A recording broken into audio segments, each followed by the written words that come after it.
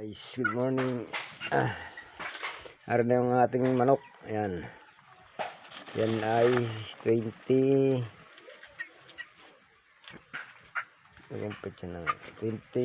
days. Ayan. Ang ating painom po ngayon ay Primoxil.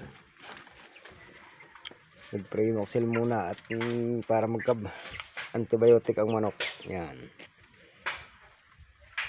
Pinagbukod ko ho at gawa ng sikip ho sila sa kulungan.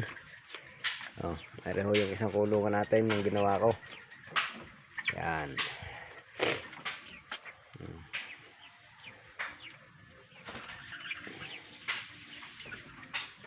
Yung patukaan ho nandun sa labas.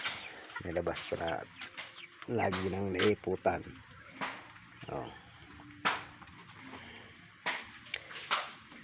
Na guys, ang ating 45 days chicken. 58 piraso na lang yan. Gawa nang namatay po ang 4. Ayan.